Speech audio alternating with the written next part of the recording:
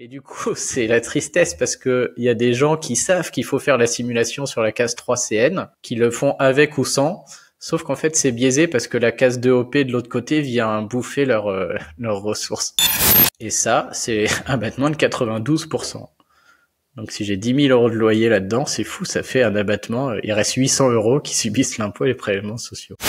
Si c'était pour l'aspect ne pas être imposé sur plus que ton revenu professionnel ou sur plus que ta location meublée, il n'y a plus d'intérêt, effectivement. Il y a beaucoup de gens qui ont arrêté, effectivement, les CGA.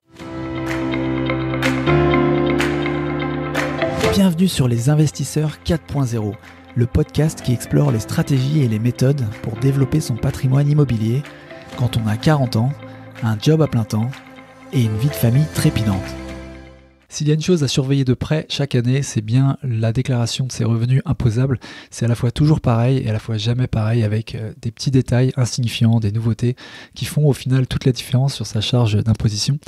C'est pour ça que j'aime bien recevoir Thibaut Diringer sur le podcast pour en parler, car je sais qu'il a le nez dans ces sujets tous les jours et qu'il est en première ligne des déclarations et des erreurs faites à cette occasion.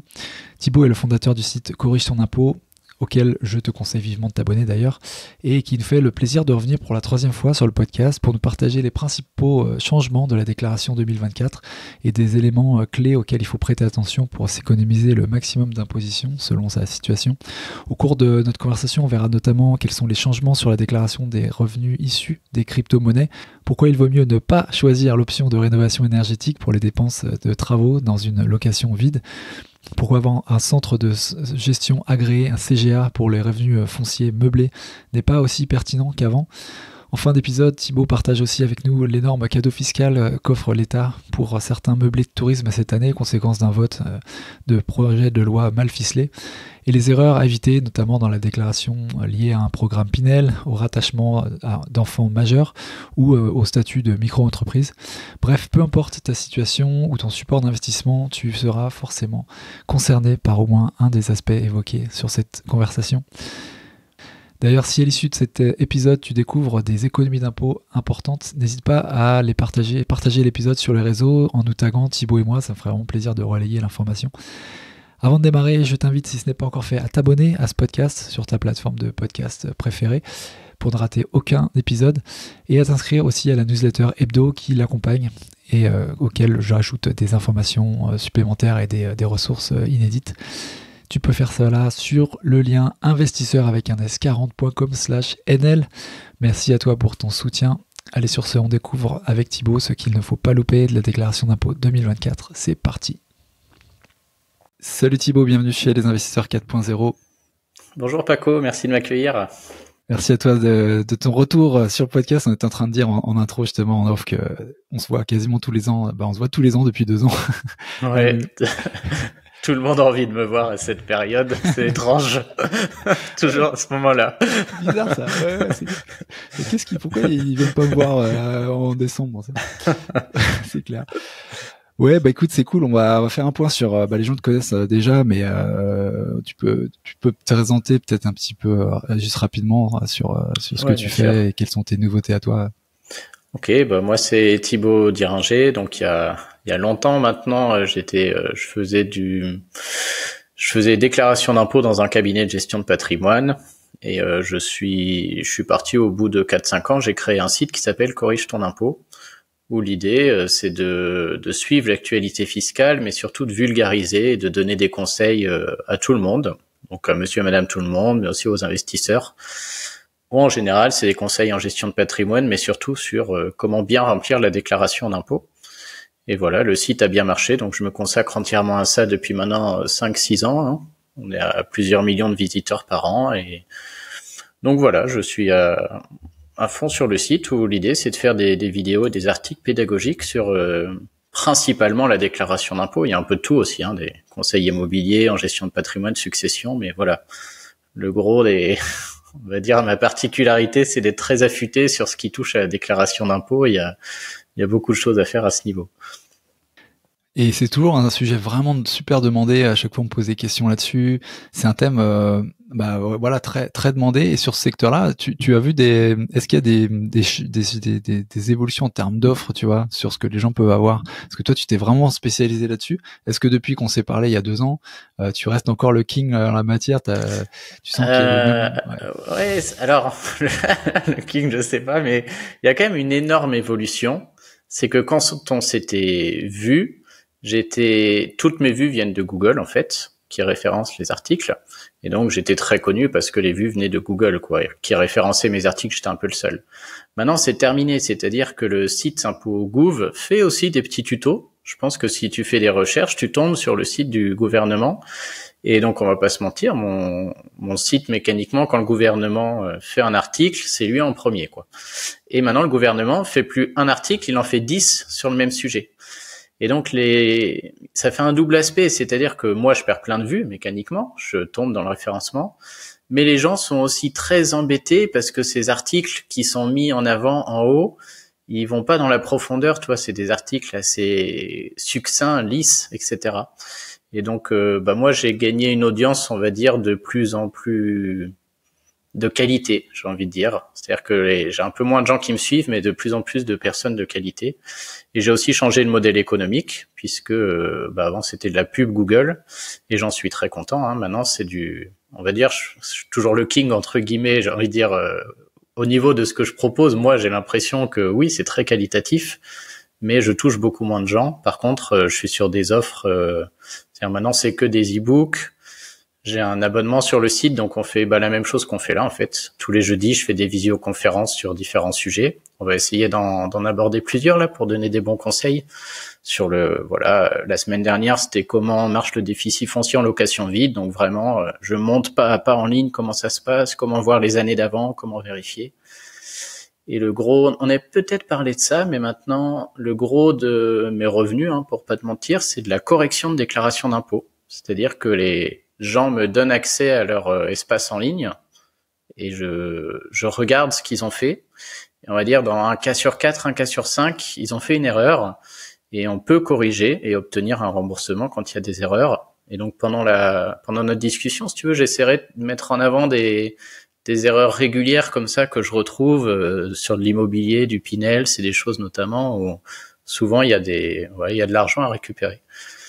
Et donc voilà, ça a évolué. J'ai beaucoup moins de gens novices qui venaient des fois juste pour un article, voir les frais réels, télécharger un document. Tout ça, j'ai un peu disparu, quoi. Le gouvernement passe devant. Mais surtout les articles techniques, immobilier, comment rattacher un fonds, etc. Là, voilà.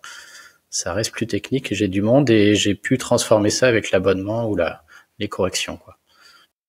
Ouais, c'est bien. Non, mais je pense que c'est dans la suite logique aussi, et je trouve ça même encourageant parce que devant justement cette un peu océan d'informations infobésité sur lequel on est de plus en plus exposé, c'est rassurant de savoir que les gens, et moi le premier, de toute façon, on va chercher la transcription en fait au travers de quelqu'un qui connaît les besoins réels des gens et la transcription d'informations qu'on peut pas nous digérer comme ça aussi passivement. Et donc il y a encore de la place pour des gens comme toi de monter en fait en qualité, en gamme, et ça c'est chouette, quoi. Donc c'est cool que tu puisses en vivre aussi.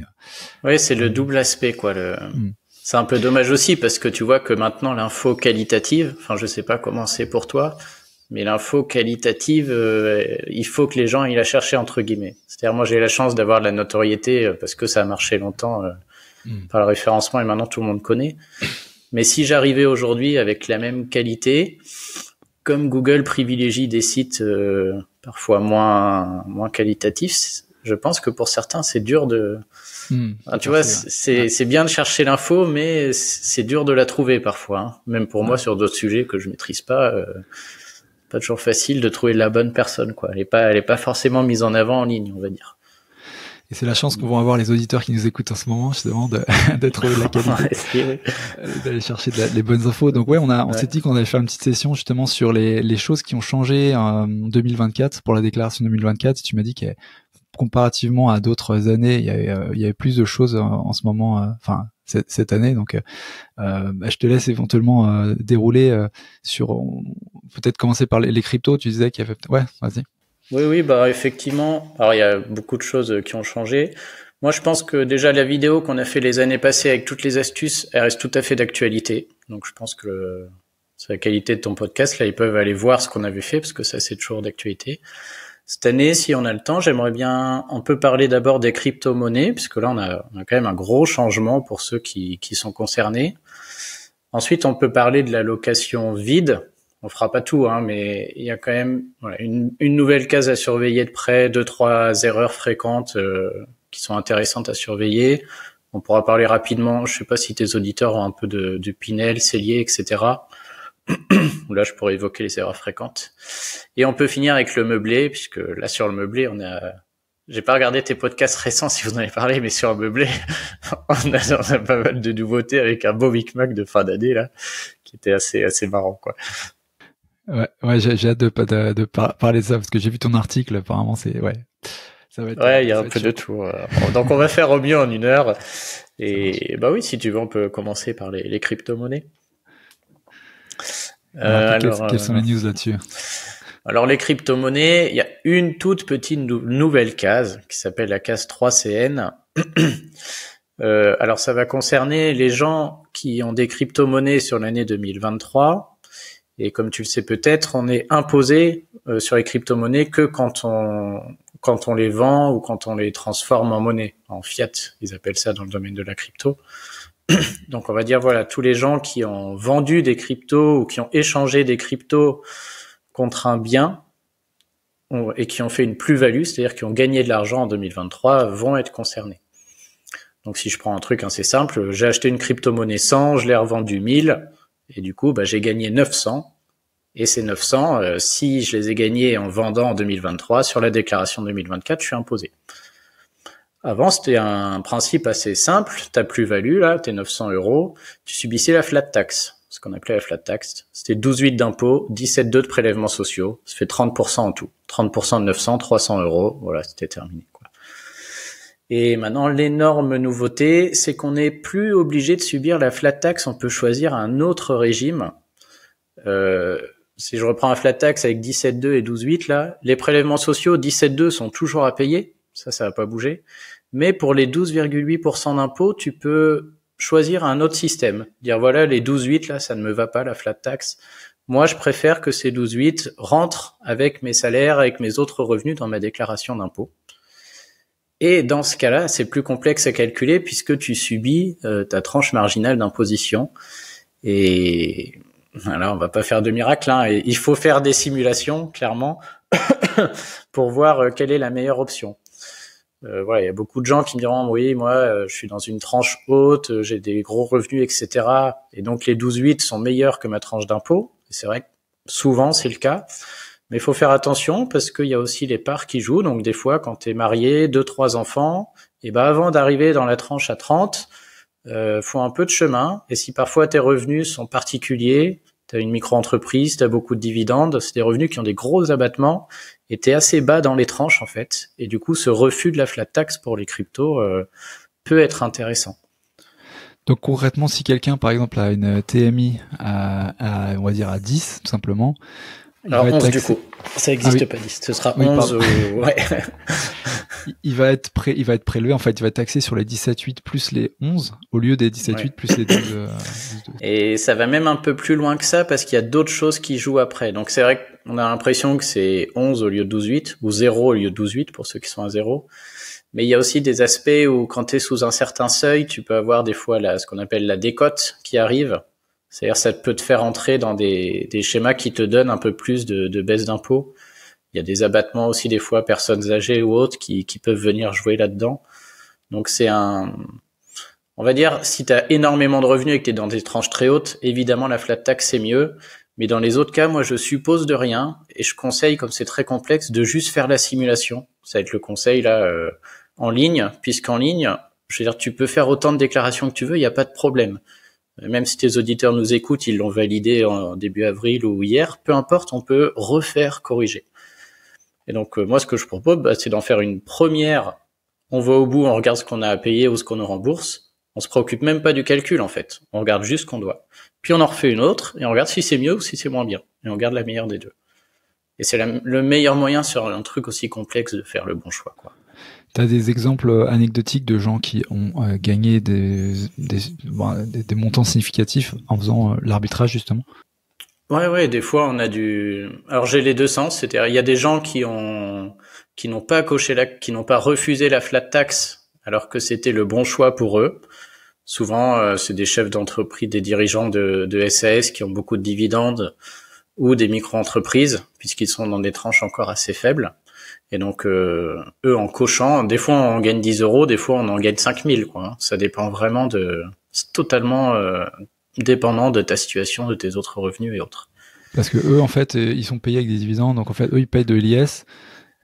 C'est pas vraiment ça, c'est que quand t'as des dividendes, tous tes dividendes ne rentrent, c'est pas comme quand t'as des salaires, t'as juste un abattement de 10%, et le reste subit les tranches, donc tu montes vite dans les tranches. Quand t'as des dividendes, tu peux avoir un abattement de 40%, et donc il y a une toute petite partie de ton dividende, et tes tranches comme ça ne montent pas très haut, quoi.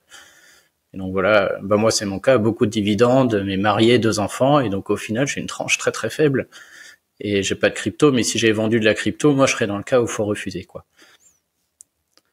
Donc des exemples de gens qui se trompent, oui, j'en ai plein.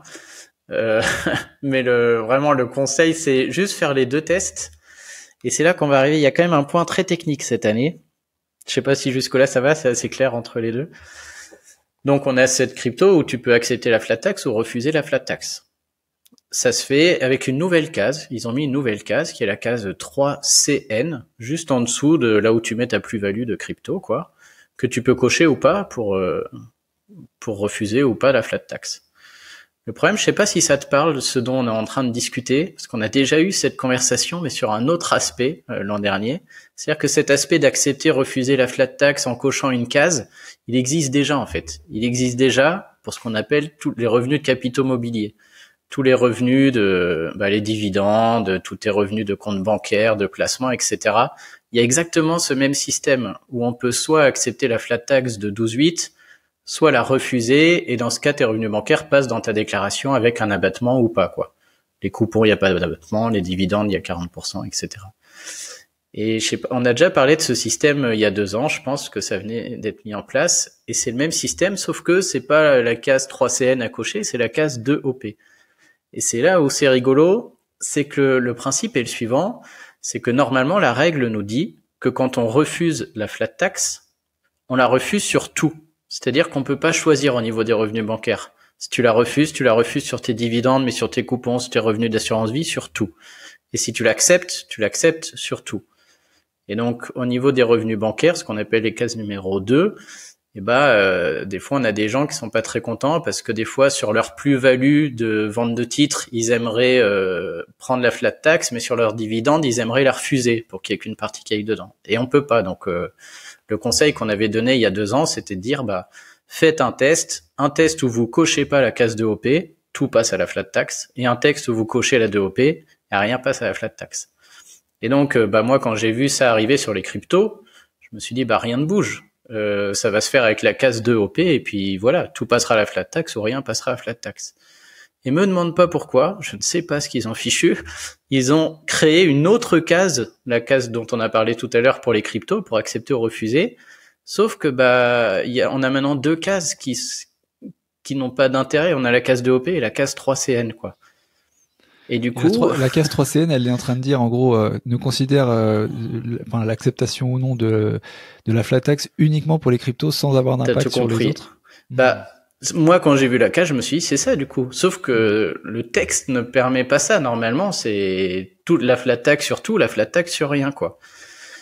Et donc, j'étais très étonné de voir ces 2 cases. Alors, je ne sais pas ce qu'il en est. Mais moi, je ne sais pas. Mais au niveau du logiciel, quand tu fais des tests, il y a une case qui bouffe l'autre, en fait. C'est-à-dire que si moi, sur mon espace, je sais pas si c'est le cas de tout le monde, mais si moi, sur mon espace, je fais un test que j'essaye de cocher, par exemple, de me dire pour les cryptos, je veux refuser la flat tax. Donc, je coche la case 3CN. Mais pour mes revenus bancaires, je veux l'accepter, ça m'arrange. Et en fait, la case de OP prend le pas sur l'autre, tu vois, et du coup, refuse tout. Et si je fais l'inverse, ça fait pareil. C'est-à-dire, si je refuse sur mes revenus bancaires en cochant et que j'accepte sur mes cryptos, c'est pareil. En fait, la case de OP vient manger l'autre. Et du coup, c'est la tristesse parce que il y a des gens qui savent qu'il faut faire la simulation sur la case 3CN, qui le font avec ou sans. Sauf qu'en fait, c'est biaisé parce que la case 2OP de l'autre côté vient bouffer leurs ressources. Il va y avoir des erreurs. Donc voilà, le type d'erreur. Ouais. Je me demande même, c'est moi qui ai pas compris le truc encore, hein, parce que moi j'ai fait ça sur mon espace. J'ai pas eu beaucoup. Je t'avoue que cette année, j'en ai pas vu encore de. Tu vois, j'ai pas eu de rendez-vous avec des gens vraiment concernés par ça. J'ai pas fait de correction par ça parce que c'est tout nouveau, donc j'aurai plus de recul en voyant plus de déclarations. Mais en tout cas, de ce que moi je fais avec mon espace et de ce que je vois, du coup, mon conseil est le suivant, c'est de faire les 4 simulations si jamais vous avez aussi des revenus bancaires. Donc de faire une simulation case 2OP et case 3CN pas cochée, une autre case 2OP pas cochée, case 3CN cochée, tu vois, de faire les 4 et garder la meilleure. Donc je pense qu'il y en a 2 qui seront inutiles dans le lot, vous aurez sûrement 2 fois et 2 fois la même chose, si c'est comme moi en tout cas. Mais faites les 4, des fois il se passe rien et des fois on a des surprises de plusieurs milliers d'euros. Donc voilà, c'est nouveau typiquement leur case 3CN. Je sais pas pourquoi ils l'ont mis. Peut-être qu'un jour, enfin ouais, je ne sais pas. Mais en tout cas, voilà, mon conseil, c'est de faire les 4. Ouais, super conseil. Et justement, face à cette incertitude un petit peu du moment, est-ce que on peut s'accorder au moins sur le fait que si on a fait la simulation qui nous paraît la plus favorable, on peut s'asseoir dessus en disant ça s'est figé, c'est ce qui va prévaloir, ou est-ce qu'il y a encore des non, là c'est bon. Non, ouais. Non, par contre au niveau des calculs, ouais, là c'est bon. Ou si quelque chose apparaît, j'en ferai un article. Mais aujourd'hui, de ce que je sais, si tu prends celle qui t'arrange le mieux, t'es bon. Normalement, il n'y a pas de souci là-dessus, quoi. Donc voilà, faut savoir effectivement que ces 2 cases sont liées et qu'elles impactent l'une et l'autre. Ouais, j'ai été très surpris qu'ils aient créé celle-là pile pour les cryptos. Hein, c'est très surprenant. Et après, bon, et puis un dernier conseil pour tes auditeurs, je sais pas, je vais faire de la pub pour quelqu'un qui n'est pas moi, mais tu les as peut-être reçus. C'est que pour les cryptos, c'est très compliqué. Tu sais, tout à l'heure, j'ai donné un exemple où j'ai dit, j'ai acheté 100, j'ai vendu 1000, j'ai 900 de plus-value. En réalité, trouver ces 900, c'est un enfer. C'est très, très complexe, puisque dès lors que tu as transformé des cryptos en autres cryptos, ça compte pas, quoi. Et donc, pour retrouver réellement cette plus-value, il faut faire tout un historique de tous tes transferts, entre guillemets, de toute l'évolution de tes cryptos. Et dès lors que tu as plus que 2-3 opérations dans l'année, c'est très compliqué de trouver cette plus-value là, imposable. Moi, je ne fais même plus, hein, ça prend des heures, quoi. Et aujourd'hui, il y a un outil qui fait ça. Je crois qu'il y a qu'une entreprise en France qui s'appelle Walsio. Je sais pas si tu les as eu, mais eux, ça vaut le coup, parce que clairement, je ne connais personne d'autre capable d'extraire cette plus-value imposable correctement, quoi. C'est vraiment un calcul difficile. Et cette année, petite nouveauté, avant tu pouvais juste mettre ta plus-value et le logiciel te laissait faire. Donc en vrai, les gens, ils étaient un peu, tu vois, si t'étais pas trop sûr, t'y allais un peu au bol, à quelques dizaines d'euros de près, c'était pas grave, quoi. Sauf que cette année, le logiciel, il t'oblige à mettre la date d'acquisition, le montant vendu, le nombre de frais, etc. Donc il t'oblige à montrer comment t'as calculé cette plus-value, ce qui peut être bloquant pour les détenteurs de crypto, quoi. Et là, ils peuvent plus mettre les 900 correctement, quoi. Je mets les 900, c'est, ah bon, quand est-ce que t'as acquis ta crypto, à combien elle valait, quand est-ce que tu l'as vendue, combien elle valait, quoi. Et, bah, tu vois, si t'as plusieurs opérations, t'as un peu bloqué et voilà. Donc, je sais que certains seront dépannés avec cet outil, Ouais. Non, et puis en plus, c'est un environnement changement. Il y a d'autres trucs aussi qui sont problématiques. Par exemple, les revenus issus de lending, farming, tu vois. Qu'est-ce que... Ouais, je connais pas du tout après le monde de la crypto. Je sais. Ouais. Tu vois, moi, je connais la fiscalité. Ouais. Non, bien sûr. Non, mais c'est quoi du coup, ouais, Non, c'est comme des revenus de placement financier. Tu vois. Là, on prenait l'exemple assez clair de sur la valeur comme du foncier où tu achètes et tu revends, tu peux très très facilement délimiter une valeur de gain, tu vois, de plus-value. Mais il y a d'autres sources de revenus qui sont occasionnées par d'autres types d'actions qui eux sont taxables. Mais comment ouais, ça c'est encore un autre truc, mais ah oui, sur d'autres types de revenus. Ouais. Ça, ouais. Chaque type de revenu peut être complexe, ouais. C'est le problème en France, hein, chaque revenu est considéré différemment au niveau fiscal, quoi. C'est un peu le problème de tout ce qui est revenu de placement immobilier, c'est que il y en a, ils ont des abattements, d'autres non. Ça vient de l'étranger, c'est un enfer. Si on revient du coup sur l'immobilier, plus proche de ce qu'on on est plus familier. Sur le nu, tu disais qu'il y avait des choses à dire en ce moment, enfin cette année, sur. Ouais, donc on va commencer par location vide. Hein. Ouais, location vide. Ouais. C'est très important en fiscalité. Hein. Vide et meublé, c'est ce qu'on vient de dire. C'est deux revenus qui n'ont rien à voir, quoi. Donc en vide, on va pas refaire le monde. On va dire que le système actuel a peu changé entre guillemets. T'as toujours le choix entre un régime microfoncier où t'as un abattement de 30% sur tes loyers et c'est tout. Derrière, tu subis l'impôt, les prélèvements sociaux, ou un régime réel où là tu déduis toutes tes charges. Ça, il n'y a pas besoin d'expert comptable, hein, c'est une déclaration à remplir en ligne classique. Je vais parler de la nouveauté, après je te parle des erreurs, puisque ça, je corrige beaucoup de choses sur les locations vides. Alors déjà, location vide, c'est tout le monde. Que vous louiez un vide tout seul, un garage, un Pinel, un cellier, un Duflo, tout ça, c'est de la location vide. Peu importe qu'il y ait une réduction d'impôt en dispositif, tout le monde est concerné là. Alors cette année, il y a une nouvelle case à regarder, qui est la case 224 bis. Donc, je te la montre d'ailleurs, on avait dit qu'on ferait on peut aller regarder celle-ci.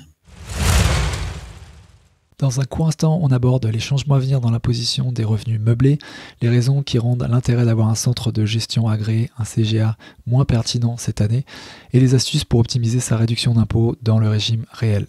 À tout de suite. Donc du coup, quand tu fais à l'étape 3, je vais ajouter une déclaration de revenus fonciers. Donc on a la déclaration classique, où je fais des tests, où on peut mettre j'en reparlerai après des erreurs, enfin voilà, les loyers, puis t'enlèves les charges, etc. Il y a la ligne 224 qui est très important, où on peut enlever les travaux. Ça, c'est vraiment primordial, hein, c'est une grosse charge. On peut enlever les travaux qu'on fait avant la location du bien, voilà, des erreurs classiques. Moi, tu vois, avec les abonnés, j'ai fait une conférence travaux, elle a duré 1h30, on a fait que ça, quoi. Quels travaux on peut déduire, comment faire quand la facture est mixée, comment déduire avant, ce genre de choses. Et cette année, tu remarqueras qu'en plus de la ligne 224 sur les travaux, on a une ligne 224 bis où on peut prendre une option pour des dépenses de travaux de rénovation énergétique permettant de passer d'une classe énergétique EFG à ABCD. Donc ça a apparu cette année, elle sera aussi là l'an prochain. Elle est aussi sur la déclaration des gens qui ont leur bien logé dans une SCI, parce que quand tu as une SCI à l'impôt sur le revenu, c'est pareil. Et on peut aller voir si je m'en ajoute une, on a aussi cette case-là. Ils ont rempli une 2072 et ils ont exactement la même ici, là, en ligne 112. Donc celle-ci, à regarder de près, là, ouais, tu vois, il y a les frais et charges sont là, mais il y a l'option encore travaux bizarres, là. Travaux de rénovation énergétique, quoi. Ouais. Je sais plus si t'avais fait un truc il semble t'avoir vu en parler. C'est les gens qui ont des passoires thermiques, tu sais, qui pourront plus louer a priori, après ce qu'on dit. Et le gouvernement a dit écoutez, tous ces gens-là qui ont une passoire thermique, on va leur faire un cadeau fiscal. C'est-à-dire que s'ils font des travaux pour que leur bien passe d'un DPE EFG à un DPE ABCD, on va leur donner un avantage. Et donc, cette case est là pour ces gens qui ont fait des travaux spécifiques et pour avoir l'avantage.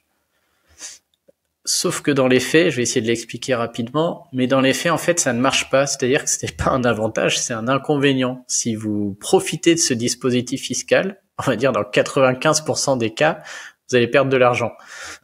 C'est ce qui va se passer. Donc comment j'arrête cette histoire?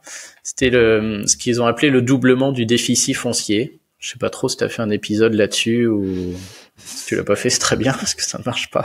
Non, justement, je suis très friand de voir un peu ta critique parce que j'entends des bruits comme ça aussi qui disent que au sujet-là, justement, un avantage qui n'en est pas un. Tu peux expliquer un peu comment ça? Ouais, puis là c'est clair et net, hein. Je veux dire, tout fiscaliste qui avertit, on a vu le texte, on a rigolé, c'est pas possible. En fait, la chose est la suivante. Quand tu fais beaucoup de travaux, ils sont partis du principe qu'en général, tu es en déficit. Tu vois, c'est-à-dire que souvent, tu arrêtes de louer pendant quelques mois et donc tu fais beaucoup de travaux, tu as énormément de dépenses. Donc, je sais pas, imaginons ton loyer, même si tu as le loyer de 10 000 € à l'année et que tu fais 50 000 de travaux, comme tu as 10 000 de loyer et 50 000 de travaux, 10 000 moins 50 000, tu es ce qu'on appelle en négatif. Et donc, quand tu es en négatif sur de la location nue, c'est ce qu'on appelle du déficit foncier, il y a deux options pour ton négatif. Il y a une première option, on va dire c'est l'option rouge. Il y a une première option où ton déficit peut s'enlever de tes salaires. Il va s'enlever de tes autres revenus. C'est très rare, du coup. Un déficit qui vient de foncier va s'enlever d'autres revenus. C'est un truc qui n'existe que là, quoi. Et donc, si ça s'enlève de tes autres revenus, de tes salaires, par exemple, le gain fiscal pour toi, ça va être ta tranche d'imposition. C'est-à-dire, ça va te baisser ton impôt. Donc, on va dire, en moyenne, en général, les gens sont à 11 ou à 30. On va dire qu'on y gagne 30%. Donc, si tu as ce déficit rouge, tu y gagnes 30%. Il y a un autre déficit que je vais appeler le déficit vert, qui lui, du coup, ne s'enlève pas l'année tout de suite de tes salaires. Lui, il se garde pour les années suivantes. Et il s'enlèvera que le jour où ton loyer sera positif. C'est-à-dire le jour où tu feras loyer moins charge et que tu seras en positif, parce que tu n'as plus de travaux, 10 000 de loyer, tu n'as plus de travaux, tu as un peu de prêt, tu fais 10 000 moins 2 000, tu arrives à 8 000. Et ben là, ton déficit vert arrivera pour que tes 8 000, ils soient pas imposés, il les ramènera à zéro. Pas en dessous haute, il mangera le loyer imposable futur. Et il se trouve que ton loyer imposable, il subit la tranche d'impôt, mais il subit aussi les prélèvements sociaux de 17,2% sur la déclaration. Ça veut dire que quand j'ai un déficit vert, le gain fiscal, c'est aussi la tranche d'impôt, mais c'est 17,2 de prélèvements sociaux en plus. L'inconvénient étant qu'il arrivera plus tard. Je l'ai pas l'année en cours, je l'ai les années futures. Mais en général, sur un bien vide, où on fait des travaux comme ça en one shot, le déficit, il s'utilise dès l'année suivante ou 2 ans après, quoi. Donc concrètement, c'est comme si je te disais, est-ce que tu veux 30% tout de suite ou est-ce que tu veux 47% l'an prochain ou dans 2 ans? Moi, personnellement, pour 17% de rendement, je suis prêt à attendre 1 an, 2 ans, même 3. 3, je suis très content. J'ai du 5-6% garantie, il n'y a pas photo. Et donc la règle est la suivante, c'est que quand tu es en déficit, je simplifie un peu, mais quand tu es en déficit, de 0 à moins 10 700, la première partie de ton déficit, quand ça vient des travaux, c'est du rouge. T'as pas le choix. Ça s'enlève tout de suite de tes salaires, l'année en cours. Par contre, ce qu'il y a au-delà de moins 10 700, donc de moins 10 700 jusqu'à moins 50 000 par exemple, ça c'est du vert. Ça se fait automatiquement aussi. Et leur carotte fiscale, c'est de dire, si vous avez fait des travaux spéciales rénovation énergétique, ce sera pas de 0 à moins 10 700, le rouge, ça va être de doubler, de 0 jusqu'à moins 21 000. Donc tu te retrouves à avoir immédiatement 10 000 de plus qui passent dans le rouge. Donc tu as un gain immédiat à ta tranche d'impôt. Mais du coup, c'est 10 000 qui ne sont pas dans le vert, sur lesquels tu aurais pu avoir 17,2 l'an prochain. Et donc cette case-là, 112, fait ça. Si tu mets tes travaux là-dedans, au lieu que ça s'arrête à 10 700 dans le rouge et que tu aies le reste en vert, et on est très content d'avoir du vert, c'est mieux, et tu auras 2 fois plus de rouge et donc beaucoup moins de vert. En net, même en prenant en compte la décalage dans le temps, on est beaucoup plus gagnant à avoir du vert que du rouge, en fait. Du coup, il y a 2 scénarios. Déjà, ma question, c'est simple. Est-ce que si je te propose 17,2% de rendement sur 1 an, t'es content? Garanti. Ouais. C'est pas mal. Ça va. Est-ce que si je te le propose sur 2 ans, t'es content aussi? Ouais. Donc, et je verrai à moins que t'aies fait 400 000 euros de travaux, ton déficit, il va s'utiliser dans les 2 années à venir, quoi. Tu vois, parce que ton loyer va être positif. Donc, pour moi, tous les gens sont contents de reporter un déficit. Il y a une catégorie de personnes qui peut profiter de ce système. Ce seraient des gens dont la tranche d'imposition future chute. C'est-à-dire des gens qui se disent, cette année, j'ai une grosse tranche d'impôt parce que j'ai énormément de salaire, j'ai eu beaucoup de revenus. Et du coup, je suis très content d'enlever 2 fois plus de rouge tout de suite. Puisqu'on y gagne la tranche d'impôt, on a dit 30 tout à l'heure. Mais imaginons exceptionnellement, je suis à 41%. Là, je suis content d'aller prendre 41%. Et l'an prochain, je sais que j'ai une grosse chute de revenus, j'ai perdu mon boulot, j'ai naissance d'un enfant peut-être dans certains cas, ou retraite. Mais tu vois, ça fait vraiment des cas très spécifiques. Il faut changer de tranche. C'est énorme un changement de tranche, c'est quand même pas... Donc ça concerne très peu de gens, quoi. Et donc cette carotte fiscale marche pas du tout, c'est nul. Ouais, donc faut juste ne pas... Le conseil est simple, faut juste ne pas remplir cette nouvelle case, quoi. Même si vous êtes concerné. Elle est peut-être quand même liée, je pense, des gens aussi qui s'interrogent pour utiliser ma prime rénov, tu sais, des aides qui nécessitent des travaux. Et là, est-ce qu'il y a peut-être des contrôles qui font que, si t'as des aides, il faut en contrepartie que tu déclares dans la bonne case des... Ah non, là t'as le choix, c'est vraiment, c'est une option. Ah, ok. Donc j'ai rien, même pas de risque ou autre, hein. C'est toi qui choisis d'exercer ou pas cette option de doublement du déficit foncier là. Donc on fait donc là on fait des travaux énergétiques pour améliorer sa note, pour améliorer la valeur de son bien, mais pas pour les impôts, quoi. Bah, ils ont créé un texte exprès, hein, tu vois, une nouvelle case et tout. Ils se sont mis du boulot pour quelque chose qui marche pas. C'est dommage, hein, mais quelque chose qui te prive de 17,2% sur un an, quoi. Bon, c'est raté. C'est raté, ouais. Donc voilà, ça c'est le petite la chose dont je voulais parler avec toi. Et puis après sur le vide, je peux juste te montrer les erreurs classiques pendant qu'on a l'image. On va dire quand on loue vide au réel comme ça, on paye beaucoup d'impôts, hein. On fait loyer moins charge et sur ce qui reste, on paye notre tranche d'impôts et les prélèvements sociaux. La location vide est très taxée. Un bon moyen de la réduire, c'est soit la ligne 224 avec les travaux. On va pas passer sur tout ce qui est déductible, mais il y a beaucoup de choses qui sont déductibles. Soit les intérêts d'emprunt avec la ligne 250. Et là-dedans, c'est pareil, hein, dans les conférences, il n'y a pas que intérêt d'emprunt, hein. Il y a l'assurance emprunteur, les frais de dossier de la banque, frais de caution pour la partie non garantie. Enfin, il y a plein de choses à mettre là-dedans. Et on peut le déduire avant même de louer le bien. Donc souvent, il faut faire cette déclaration en remplissant ces deux postes. Et tu vois, on peut, par exemple, si j'ai des travaux, si j'ai 5000, je peux remplir cette case-là, 224, je mets mes travaux. Et ensuite, j'ai un petit onglet détail là. Si je clique sur détail, tu vas pas le voir, faut que je partage d'une autre manière. Attends, faut que je partage tout mon écran. Ouais. Si je clique sur détail, je peux mettre ici la nature des travaux que j'ai fait, le nom et l'adresse de l'entrepreneur, le montant, etc. Je peux détailler. Cette rubrique, elle est informative, mais c'est bien de la remplir quand même. Pareil pour les intérêts du prêt. Ici, je peux mettre le détail si je mets des intérêts d'emprunt.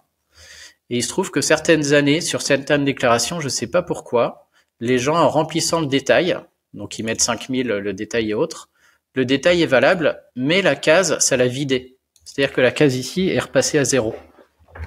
Ah merde, ouais. Et c'est vrai que quand tu avances dans la déclaration, tu vois cet onglet détail bien rempli avec tes travaux et tout, tu as l'impression que c'est bon. Pareil pour le prêt. Sauf que ce qui compte, c'est vraiment ce qu'il y a dans la ligne 224 et ce qu'il y a dans la ligne 250. Et donc moi, un des gros travaux de correction que je fais, ça me prend 2 secondes, mais je vais regarder la déclaration des gens et je regarde juste, est-ce que la ligne 224 est vide? Et si elle est vide alors que le détail est rempli, il y a correction à faire, puisque je sais qu'ils ont des travaux, ils ont fait le détail, mais ils n'ont pas eu... Et bah tu gagnes, on l'a dit, hein, tranche d'impôts et prélèvements sociaux. Donc en général, c'est 47%. Si tu as 1000 euros de travaux, c'est 472 euros. Si tu as 10 000 euros de travaux, c'est 4700. Ça va vite, quoi. Les intérêts d'emprunt, c'est pareil. C'est du intérêt... Genre, l'année de déblocage du prêt, c'est énorme, hein. Frais de caution, c'est 2-3 000 euros. Frais de dossier, souvent, il y en a. Intérêt, assurance. Donc, des fois, les gens remplissent 5000 et ils ont pas mis. Donc, il y a dans l'onglet détail, à la fin, quand tu regardes ton PDF, tu vas voir des montants du détail, mais pas la somme, elle sera pas prise en compte. Voilà. Faut vérifier que, je sais pas pourquoi. Au début, j'ai cru que c'était une erreur du premier que j'ai corrigé. Quand j'ai commencé à en faire 5, 6, 7, je me dis, soit ils sont tous, font tous la même erreur, soit. Donc, voilà. Les gens sont pas bêtes quand même, là. Donc, je sais pas pourquoi. Si c'est souvent sur l'année 2023 des revenus 2022. Mais bon, voilà, surveillez bien que votre ligne, on va dire c'est mon petit conseil, 224 et 250 sont bien remplis et que vous avez bien fait ça dès le début avant même d'avoir des loyers, quoi. Yes. Voilà pour le vide. Cool. Passons rapidement, on va dire. Ouais, non, mais c'est un bon plan, effectivement. C'est bien que toi, tu sois justement en front, en fait, des erreurs qui sont faites. Parce que si tu vois beaucoup de gens le faire, c'est qu'il y en a beaucoup qui vont encore le faire. Donc, Ouais, c'est vrai que c'est tout l'avantage de cette nouvelle prestation, là, au début. Je me dis, bon, je passe beaucoup de temps à regarder les déclarations, mais en fait, c'est super intéressant parce que tu relèves des choses fréquentes, quoi, ou qui vont pas régulièrement. On en arrive un peu à la pépite, un petit peu de la conversation sur la partie meublée. Je serais très curieux si tu veux, oui. Je serais très curieux que tu t'expliques un peu ce qui dans ton site était un titre. J'avais pas à retrouver d'ailleurs, mais tu disais que c'était. Alors c'est lequel qui est. C'est genre un titre très. avec mon titre à couleur avec les 92%. Ah même moi j'y croyais pas, c'était fou. Le titre, c'est 92% d'abattement sur votre location meublée LMNP. C'est possible avec la déclaration 2024. Donc là, faut que tu nous expliques ça. J'ai jamais vu. On va faire dans l'ordre, je te fais un peu languir. Bon, pour le meublé, il y a quand même beaucoup de choses qui n'ont pas changé entre guillemets. C'est-à-dire que ceux qui font du meublé, du Airbnb, etc. Donc c'est pareil que le vide, il y a deux régimes. Soit tu es au régime micro, ce qu'on appelle. Tu as un abattement sur tes loyers, tu mets tes loyers bruts, tu as un abattement et derrière tu payes ta tranche et tes prélèvements sociaux. Soit tu es au régime réel, c'est un peu le même principe que ce qu'on vient de voir là. Ils enlèvent leurs charges, etc. Mais là, on peut aussi enlever ce qu'on appelle l'amortissement, une partie de la valeur du bien. Et donc souvent, on arrive à zéro. On arrive même en déficit, mais le déficit est pas moins intéressant que sur le vide. Donc on arrive à zéro, on va dire. Pour cet aspect réel, là je conseille expert comptable, c'est-à-dire que moi-même je ne fais pas. Hein. Si moi j'avais un meublé, je prendrais un expert comptable pour cet aspect réel parce que il faut faire ce qu'on appelle un bilan, un compte du résultat, une IAS fiscale en fait. Il faut calculer l'amortissement, donc voilà. Là c'est plus quelque chose qu'on fait tout seul sur la déclaration, c'est un peu professionnel, quoi. Et donc ce système, ils veulent remettre ça en place, hein. C'est-à-dire que c'est très avantageux au régime meublé d'être au réel, puisqu'en enlevant cette partie de la valeur du bien, on arrive à zéro, et du coup c'est un revenu qui souvent n'est pas imposé les premières années, hein, bien plus attractif que le vide. Et même les abattements du régime micro, ceux qui font du Airbnb et qui sont pas au réel, sont quand même intéressants, parce que de manière classique c'est 50% d'abattement, ce qu'on appelle le micro-BIC. Et si t'es chambre d'hôte ou meublé de tourisme, c'est un abattement de 71%. C'est quand même vachement intéressant, quoi. Et donc, fin d'année, sur le vote de la loi de finances, là, comme il y a trop de Airbnb, ça pollue certaines villes. Ce qu'ils veulent faire, du coup, c'est casser cette fiscalité attractive pour qu'il y ait moins de meublés. Et donc, il y avait tout un tas d'amendements, de votes, de revotes dans la loi de finances avec plein d'idées pour annuler cette fiscalité-là. Donc, je t'en passais des meilleurs, mais en gros, l'idée, ça va être de casser l'abattement micro, qui sera plus de 50, mais 30%. Une autre idée, c'est que l'abattement micro-BIC, c'est-à-dire le simple là, sans expert comptable, ce soit limité à ceux qui ont 15 000 euros de revenus à l'année, que au-delà, tu sois obligé de basculer dans le régime réel.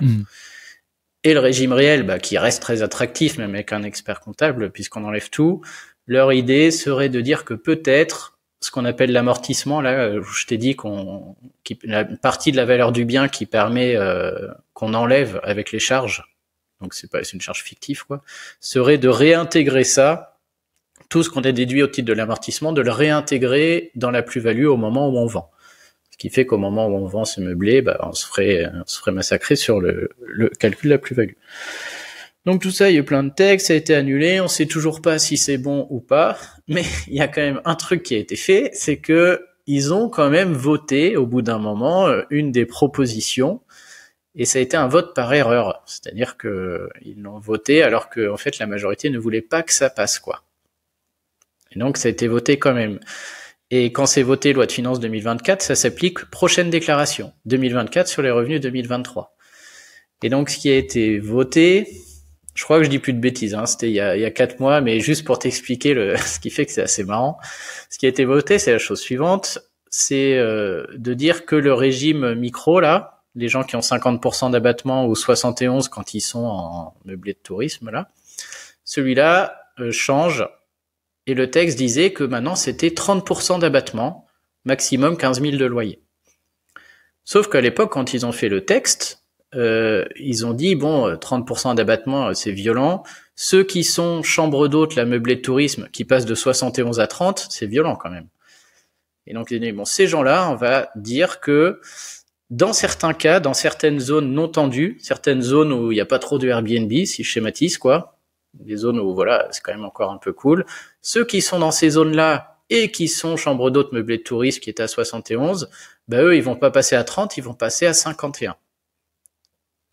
Tu vois.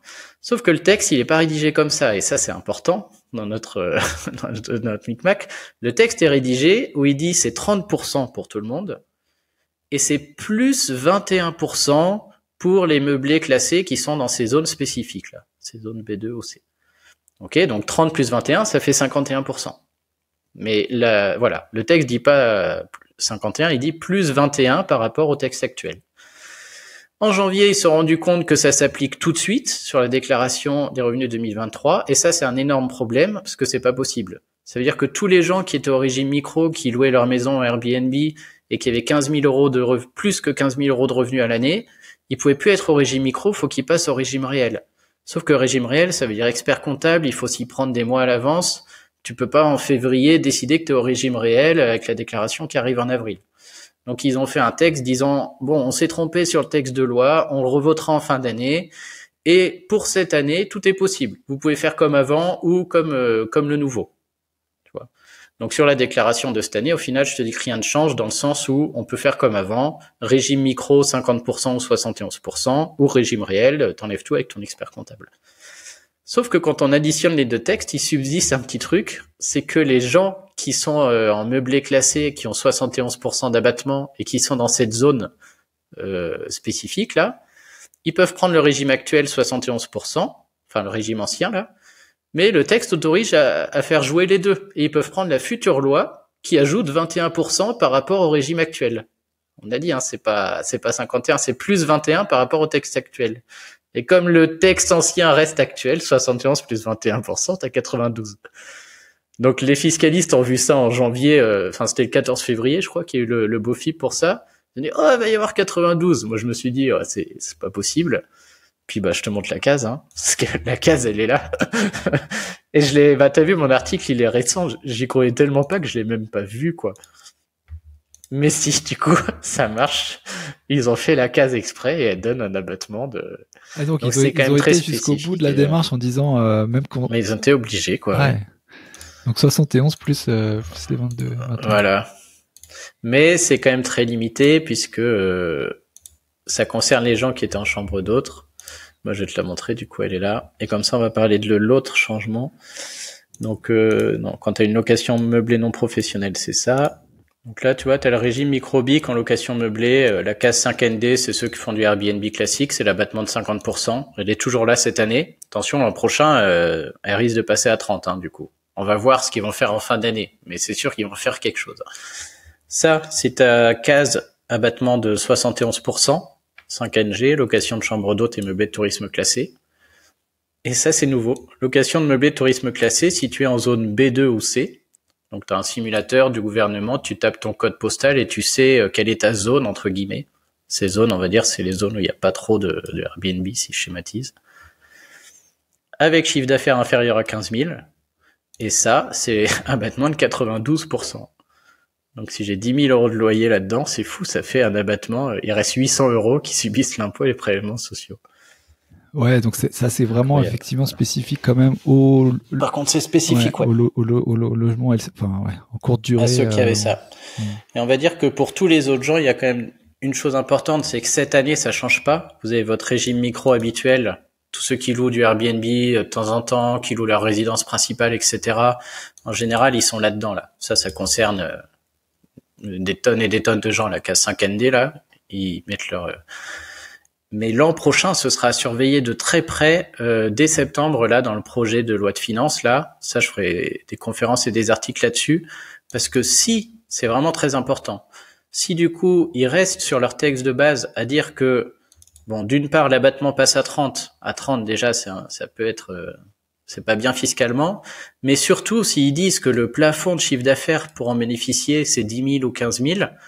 il va falloir faire très attention parce que tous les gens qui ont plus que 10 000 ou 15 000 euros de loyer en 2024 ne pourront plus être au régime microbique.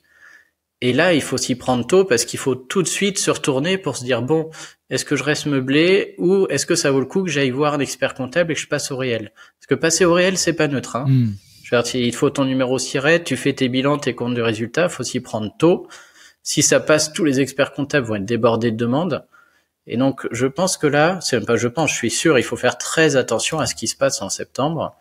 Et ça vaut le coup de faire une veille sur le sujet pour voir comment cet aspect va évoluer pour tous les gens qui font un peu de Airbnb comme ça et qui n'ont pas envie de se mettre au réel, tu sais, avec l'expert comptable et tout, quoi. Quand il y a la condition en dessous de 15 000 euros de chiffre d'affaires, est-ce que c'est un effet de seuil, c'est-à-dire tout ce qui est en dessous est dans cette case-là et au-dessus ailleurs, ou c'est... Non. Tu passes... Ah non. D'accord, ok. C'est vraiment une condition pour être au microbic. Aujourd'hui, on est énorme, hein, sur la K5N2, je sais plus, il y a pas de souci, quoi. Il y a le LMP à 23 000, mais bref, on est énorme. Si demain c'est 15 000, si t'es à 15 050 de loyer dans l'année, le régime micro, c'est fini pour toi. Et si tu veux rester au meublé, c'est expert comptable et tout le tralala. Tu penses que ça, c'est dans l'ordre des priorités, ça passe avant la réintégration des amortissements pour le LMNP ils vont tout faire. Enfin, on va voir la réforme là avec le micmac du vote et ce qu'ils ont dû faire en urgence. Il va falloir que, je pense qu'on tout sera fixé là cette année. Ça va être dans les discussions je pense que dès septembre on aura les pistes et ça va être voté avant décembre. Et donc les loueurs meublés les loueurs meublés qui ne sont pas au réel, qui sont au régime microbique là, doivent surveiller de très près ce qui se passe clairement, puisqu'il faudra réagir vite à ce moment-là. Il y a d'autres changements sur cette année en meublé en particulier? Ouais, un gros. Ceux qui sont au régime réel, alors c'est pour le meublé, mais aussi tous les professionnels, constateront que plein de cases ont disparu, puisqu'avant, tu vois, toutes ces cases là où tu mets tes revenus imposables ou ton déficit, avant c'était segmenté en 2 colonnes. Il y avait une colonne où c'était marqué avec OGA, CGA, et une colonne où c'était marqué sans OGA, CGA. Et toutes les cases de sans je sais plus si c'est avec ou sans qui a disparu, mais en gros toutes les cases d'une colonne ont disparu. Et il y a plein de gens qui m'écrivent qui retrouvent pas leurs cases habituelles pour déclarer leurs revenus au réel ou leur déficit des années antérieures. C'est pour la raison suivante, c'est que avant, quand t'étais un pro ou que t'avais une location meublée au régime réel, t'es considéré comme un pro, tu pouvais, si tu voulais, adhérer à un centre de gestion agréé, ce qui permet d'avoir une réduction d'impôt, on en parlera juste après d'ailleurs, et ce qui permet aussi de ne pas être imposé sur plus que ton revenu. Je me demande pas pourquoi, mais si tu avais 10 000 euros de revenus imposables et que tu n'avais pas de centre de gestion agréé, tu étais imposé sur 12 000. Un peu bête, quoi. Donc tout le monde était centre de gestion agréé pour pas être imposé sur 12 000, mais sur 10 000. Voilà. Donc la plupart des gens. Et donc il y avait la case avec centre de gestion agréé, le logiciel t'imposait juste sur tes 10 000, et la case sans, le logiciel t'imposait sur 25% de plus que tes 10 000, quoi.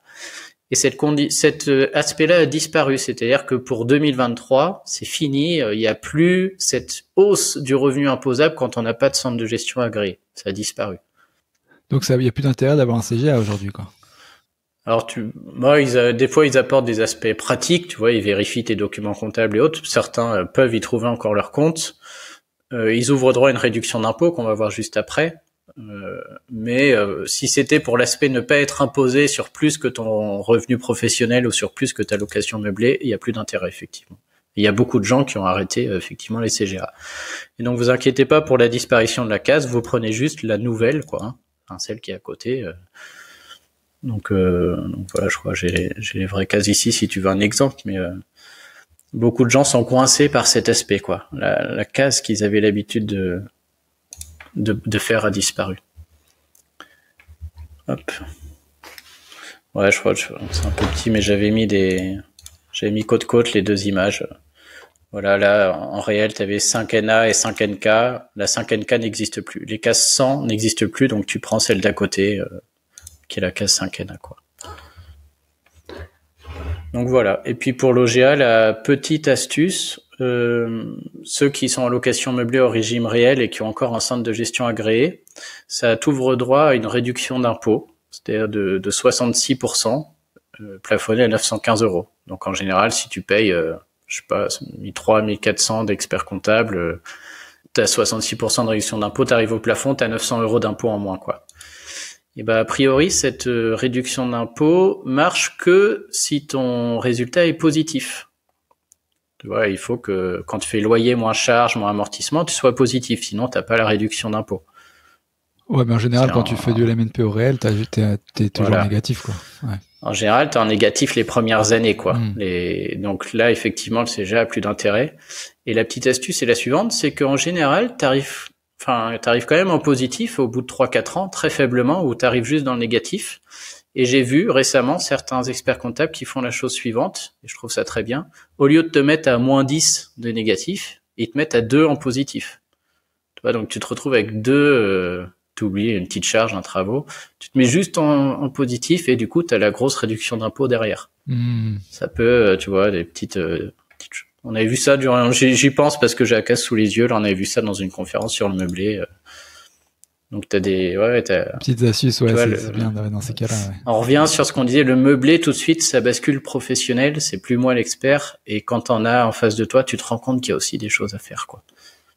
Ça fait ouais. Donc il y a beaucoup de changements installés, mais ça vaut le coup d'avoir un vrai professionnel du sujet, quoi. Ouais, qui comprend aussi l'activité justement de loueur et qui fait pas juste quelqu'un qui connaît les problématiques, quoi. Ouais. C'est cool. On a dit qu'on finirait peut-être par des questions les plus récurrentes que tu reçois, peut-être sur d'autres. Les astuces les plus fréquentes. Oui, on peut faire un peu de vrac, comme ça, on va dire. Je te fais du vrac et tu m'arrêtes quand tu vas aller manger. Si tu veux. Vas-y. Qu'est-ce que je corrige beaucoup? Je finis juste avec l'immobilier. On n'a pas parlé de tout ce qui est Pinel, du flow, etc. On va dire que ça, je corrige beaucoup de choses. Les erreurs souvent se font au moment au moment où tu choisis de repartir ou pas sur 3 ans. Alors ça marche pour tout, de Normandie, tout ça, je prends l'exemple du Pinel. Si tu pars sur 6 ans, la 7e année, soit tu t'arrêtes, soit tu reprends ta réduction d'impôt pour 3 ans. Faire très attention parce que dans le logiciel de l'impôt, la première année où tu repars, pour avoir ta réduction d'impôt, c'est une case où faut mettre le prix de revient, c'est-à-dire le prix d'achat du bien. Donc si j'achète un Pinel à 100 000 par exemple et que j'ai 2 000 € de réduction d'impôt, la première année, il faut que je mette 100 000 dans la case, la première année où je reporte, et la case fait 2%. Mais les années suivantes, l'année 8 et 9, parce que c'est la 7 où je mets les 100 000, les années 8 et 9, il faut mettre le montant de la réduction d'impôt. Donc il faut plus mettre 100 000, il faut mettre 2 000. Et donc là, énormément d'erreurs, quoi, puisque ça fonctionne comme ça au début. Première année, faut mettre 100 000, et les 5 années suivantes, faut mettre 2 000. Donc ça, plein d'erreurs. Il y a aussi des gens, des fois, ils n'utilisent pas toute la réduction d'impôt, c'est-à-dire ils mettent 100 000, mais leur impôt n'est que de 1 500. Donc sur l'avis d'impôt, c'est pas 2 000 de réduction d'impôt, c'est que 1 500, parce que ça. Et du coup, ils croient qu'ils ont 1 500 de réduction d'impôt et ils mettent 1 500 toutes les années suivantes, alors qu'ils pourraient mettre 2 000 les années suivantes. Ce genre d'erreur très fréquent. Mais si tu mets 2000 l'année suivante, c'est quand même calibré à 1500, donc ça revient au même, non? Sauf si ton impôt augmente. Si ton impôt l'année suivante est à 3000, cette fois, tu es capable de manger tes 2000 € de réduction d'impôt. Yes, je comprends. Oui, c'est juste par... Du coup, c'est plus ces cas-là. Ouais, par mimétisme, ils reprennent juste la déclaration d'avant. Ouais. Alors que du coup, voilà, c'est ça. Faut pas faire du mimétisme et reprendre le montant, quoi. Donc ça, Pinel du flow, j'en vois plein. Un gros conseil, où là, moi je peux pas faire grand chose, mais l'année où vous repartez sur 3 ans, que ce soit du cellier, de tout ça là, souvent, on y est en ce moment, tu vois, les gens qui ont fait des premiers Pinel, ils sont en train de repartir. Sur du flow aussi, il y en a plein qui sont dans ce cas-là. L'année où on repart, on refait une déclaration, ce qu'on appelle 2044 EB, déclaration d'engagement là. C'est une déclaration où tu mets combien t'as acheté ton bien, etc. Donc tu l'ajoutes à l'étape 3, c'est très important, c'est elle qui dit que tu t'engages à louer 3 ans. Et sans ça, le fisc peut tout annuler, quoi. Donc très important de la faire chaque année. J'en vois d'autres que je corrige. Sinon des gens qui oublient juste de demander leur réduction Pinel.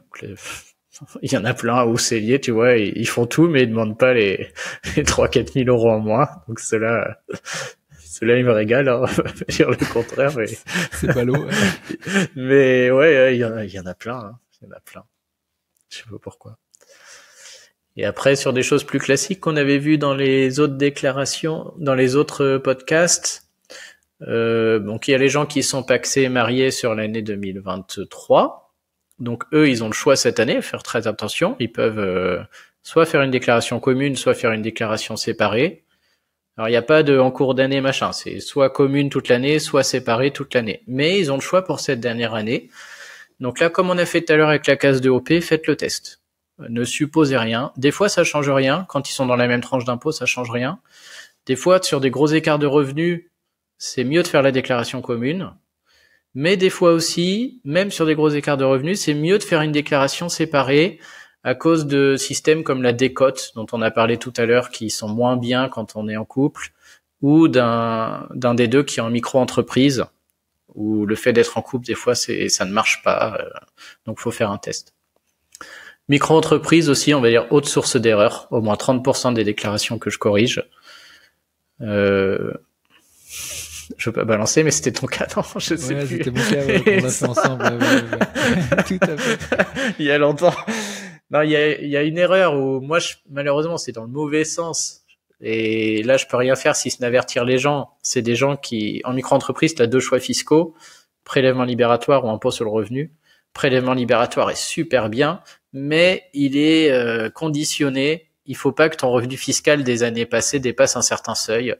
Là, je vous invite à aller lire mes articles, mais voilà. Si vous êtes au prélèvement libératoire et que vous avez beaucoup de revenus, vérifiez que vous y avez droit, puisque là, c'est une erreur fréquente, et le fisc redresse maintenant systématiquement.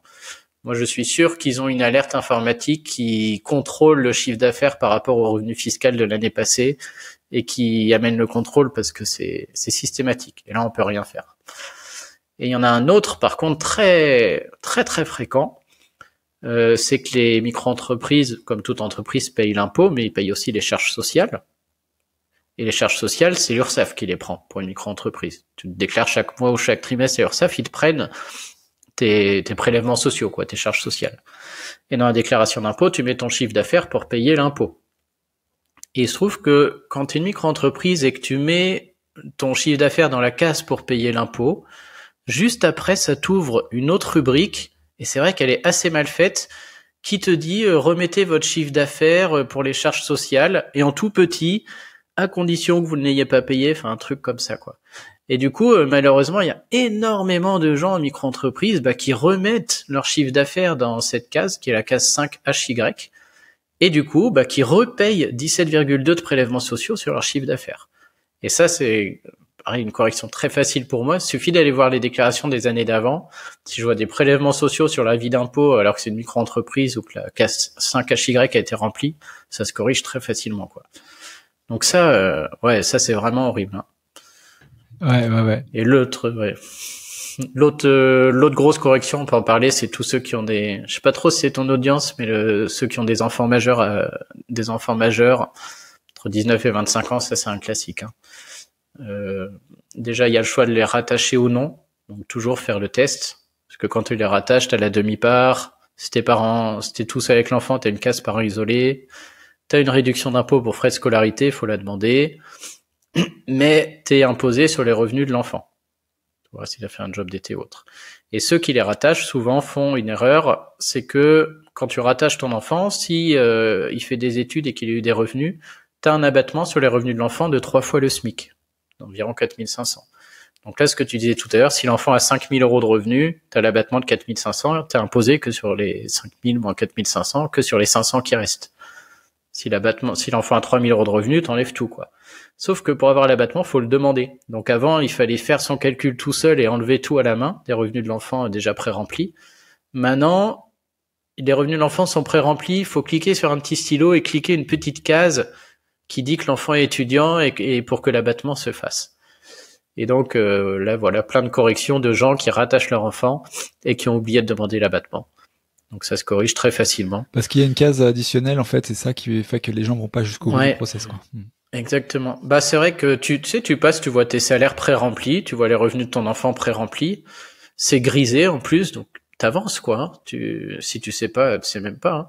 Faut vraiment aller cliquer sur le petit stylo à côté des revenus de l'enfant. Là, tu vois tout le détail avec, t'es même pas sûr derrière, parce que tu vois qu'il a travaillé au McDo, machin, tu dis, ah bah oui, c'est vrai. Mais en fait, en dessous, t'as une petite case pour dire, votre enfant était en stage ou votre enfant était étudiant. Dans ce cas-là, cocher et l'abattement se fait tout seul, quoi. Pareil pour les apprentis, ouais. Donc ça c'est Faut les chercher celles-là, hein, franchement. Bienvenue en France. Mais cela c'est bien parce que si des gens sont concernés dans le podcast, tu vois, c'est facile à voir. Déjà, ils vont tout de suite se dire, purée, c'est mon cas. Et si tu regardes l'avis d'impôt, tu sais, en haut, tu vois les salaires monsieur, les salaires madame. En général, si tu vois salaire enfant à côté, c'est qu'ils ont fait l'erreur parce que c'est rare qu'un enfant étudiant gagne plus que 3 fois le SMIC à l'année. Donc c'est rare qu'un enfant rattaché ait des revenus comme ça sur l'avis d'impôt, quoi. Et puis l'autre astuce, c'est qu'ils peuvent sinon choisir de le sortir du foyer fiscal. Dans ce cas-là, ils perdent la demi-part, ils perdent la réduction d'impôt, mais ils peuvent déduire une pension, ce qu'ils lui versent. Donc ça, on va dire, c'est pour les gens très aisés. En général, quand tu commences à avoir vraiment du gros revenus, des fois, sortir l'enfant pour déduire une pension, c'est meilleur que avoir la demi-part, quoi. C'est assez rare, mais ça arrive. Encore une fois, j'imagine tout ça, c'est via des simulations que tu fais multiples. Ouais, pour le rattachement de l'enfant majeur, ouais, on a fait une conférence et j'ai pas eu d'autre choix pendant cette conférence que de montrer comment je faisais la simulation pas à pas sur les outils gratuits, Impogouv ou autres, pour le rattachement ou pas. Je pense qu'il y a beaucoup de gens il y a des personnes qui vont être concernées par celle-ci. D'ailleurs, ce serait intéressant, les gens qui nous écoutent, qui sont concernés, qui gagnent, parce que tu reçois des fois des messages comme ça. N'hésitez pas à nous envoyer un message, on le fera passer sur les réseaux. Ouais, de toute manière, moi, le service de contrôle est gratuit. On a même un partenariat ensemble, d'ailleurs. Ouais. On va lancer en fin d'année, c'est ça? Tu lances principalement, non? Oui, c'est vrai que c'est mieux là. Je préfère. En ce moment déjà, j'ai pas le temps. Et puis, ce qui est bien, c'est que en août, on va dire à partir de mi-août, on peut recorriger la déclaration en cours, celle qu'on fait en ce moment. Donc en août, c'est l'idéal pour moi parce que je peux regarder la déclaration en cours et la corriger. Et on peut corriger les 2 années passées. Donc il est encore temps de corriger 2023 et 2022. Et ça, c'est jusqu'au 31 décembre. 31 décembre, après 2022, c'est fini. Donc effectivement, on pourra lancer ça en août, mais ouais, tes auditeurs peuvent venir précise bien qu'ils viennent de ta part, hein, parce que du coup, je regarde plus vite et puis il y a je facture moins si j'ai quelque chose à récupérer, mais voilà. C'est le pli du site, j'en regarde plein, donc je les regarde gratuitement et jusqu'à trouver quelque chose, quoi.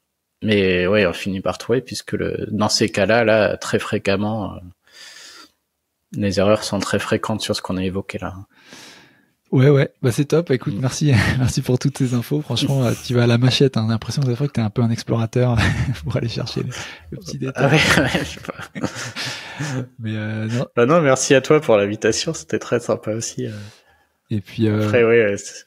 Et puis j'invite les gens aussi à venir aller sur ton site parce que comme tu expliquais, t'as une formule maintenant qui te permet vraiment d'avoir accès illimité à tous tes articles, à tous tes lives. Tu fais des sessions aussi sur des thèmes très spécifiques.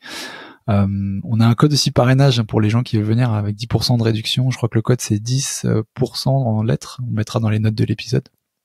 Oui, voilà, c'est un peu le pli de mon nouveau site. Il y a encore des articles gratuits quand même pas mal sur des thèmes assez généraux, j'ai envie de dire. Mais c'est vrai que voilà, dès que j'ai des articles maintenant un peu techniques, où tu vois, là j'ai dit par exemple on va faire une veille sur le meublé en septembre, qu'est-ce qui se passe? Bah voilà, je serai sûrement des premiers à écrire dessus, mais c'est des articles réservés aux abonnés. C'était un peu le pli, quoi. J'ai plus de pub et autres, donc les abonnés sont ma source de rémunération. Je privilégie la qualité que je peux apporter, c'est pour eux, quoi. Donc guettez dans les notes de l'épisode, on remettra le code parrainage pour avoir une réduction. Ouais, c'est 10% PC pour Paco. D'accord, ouais. On va gratifier que. Ça marche. Donc effectivement, puis après des conférences où là, voilà, ça dépend. Là, j'en fais tous les jeudis parce que c'est la période fiscale. Et après, je pense que c'est comme toi, j'essaie aussi des fois de trouver des intervenants de qualité. Les gens en ont peut-être marre de ma tête des fois, ou de diversifier un peu les sujets, mais c'est un super moyen. Des notaires, des courtiers, etc.